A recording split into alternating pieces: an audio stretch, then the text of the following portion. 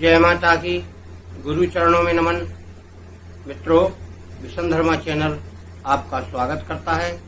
आप बड़ी ही ईमानदारी से कमेंट कर रहे हैं और जिनको जो पूछना है पूछ भी रहे हैं। मित्रों, साधना करते समय व्यक्ति को जो परेशानी आती है वह बेझिझक हमसे मैसेज करके या बात करके फोन पर पूछ सकता है, क्योंकि साधना करने वाले को कोई दिक्कत ना हो वही साधना करे। अपने मन गढ़ंत या दूसरों की वीडियो देखकर अंत संग साधना ना करें या ज्यादा साधना इकट्ठी ना करें। क्या एक साधना, दो साधना, तीन साधना इकट्ठी कर रहे हैं तो उसमें क्या है, व्यक्ति संयम में नहीं रह पाता है और उन साधनाओं को करने में दिक्कत तो आती ही है, परंतु उनका फल कैसे मिलेगा? क्योंकि एक साधना करो, फिर दूसरी कर लो, फिर तीसरी कर लो। जीवन बहुत लंबा है, आपको साधना करते रहना चाहिए और क्रिया योग भी करते रहना चाहिए। मित्रों, आज हम बता रहे हैं कि साधना करने वाले व्यक्ति या सिद्ध पुरुष भी अंत समय में क्यों परेशान रहते हैं और क्यों दुख का कारण भोगते हैं। जो कोई दुख है उनको और बड़े कष्टमय जीवन व्यतीत करते हैं, तब उनका अंत हो पाता है। इनके उदाहरण बहुत सारे संत हैं, जैसे रामकृष्ण परमहंस जी, जिनको काली माता के दर्शन होते हैं और काली माता को चाहे जब वो खाने के लिए बुला लेते हैं और उनके साथ खाना खाती हैं, परंतु परमहंस जी को कैंसर हो गया अंत समय में और कैंसर का इलाज चाहती तो माता सेकंडों में कर देती, परंतु उन्होंने अपने जीवन में कैंसर का इलाज ना तो करवाया और ना माता से प्रार्थना की। इसका कारण क्या है? एक तो मित्रों यह है कि जब किसी व्यक्ति के दुष्कर्म यानी पूर्व जन्म के जो कर्म हैं उनको निकलना है, अब कभी न कभी तो उनका समय आएगा। आपकी तपस्या के प्रभाव से, आपकी साधना के प्रभाव से वह दुष्कर्म थोड़े पीछे आगे हट सकते हैं। तो इस तरह से उनके कर्म हटते हटते पीछे हो गए और वो कर्म कब निकले? जब बिल्कुल शरीर जर्जर हो गया, यानी अब तो अंत समय है, अब इसमें कोई जान नहीं बची, ये शरीर भी बेकार है। अगर अब इसको कष्ट मिले तो कोई परेशानी नहीं, क्योंकि कष्ट तो शरीर को ही भोगना है, आत्मा थोड़े ही कष्ट भोगती है। उस समय वह परमहंस हो चुके थे और उन्हें यह भी ज्ञान था यह शरीर नाशवान है, इसके लिए माता से, ईश्वर से, अपने इष्ट से क्या प्रार्थना की जाए, यानी नाशवान वस्तु के लिए क्यों प्रार्थना करूं? मेरी आत्मा जब ईश्वर में जाकर मिलने वाली है, फिर इसके लिए मैं कहूं कि ये कैंसर सही हो जाए, ये बीमारी सही हो जाए, तो एक मेरा कहना ये बहुत ही गलत होगा। इस प्रकार से परमहंस जी ने कभी माता से प्रार्थना नहीं की।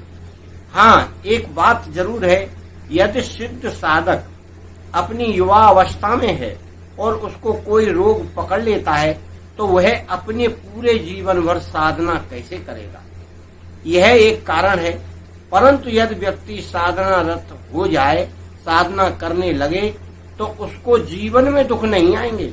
हो सकता है उसके जो दुख बाकी रह गए पिछले जन्म के, इस जन्म में तो आप हैं ही साधक, पिछले जन्म के जो रहे तो वो हो सकता है आपको अंत समय में मिले। ऐसा ही मेरे आंखों देखे, मेरे आंखों के सामने आए हुए महात्मा का एक ऐसा अंत हुआ जो बड़ा ही कष्टदायी था।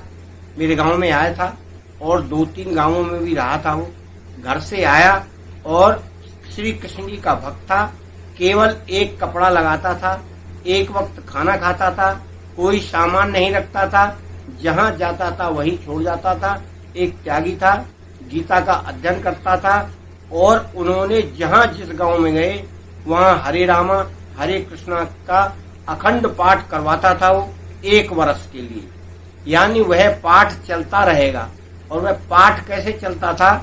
हर 24 घंटे एक घर में होता था वो, जैसे आज इस घर में हुआ, कल उस घर में हुआ, परसों उस घर में हुआ। इसमें गांव के लोग भी सहयोगी रहते थे और बाबा भी रहता था। जिसमें उस कीर्तन में एक व्यक्ति को खड़े होकर कीर्तन गाना पड़ता था और कोई खर्चा नहीं था।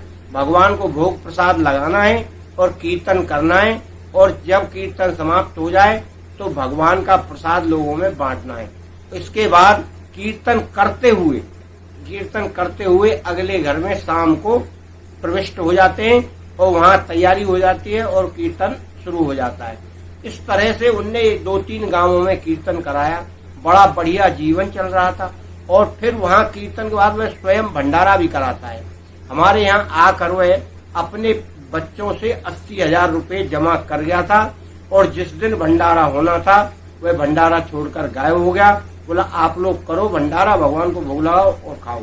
फिर दूसरे गांव में पहुंचकर उन्होंने यही क्रिया की, यानी यही अखंड कीर्तन किया।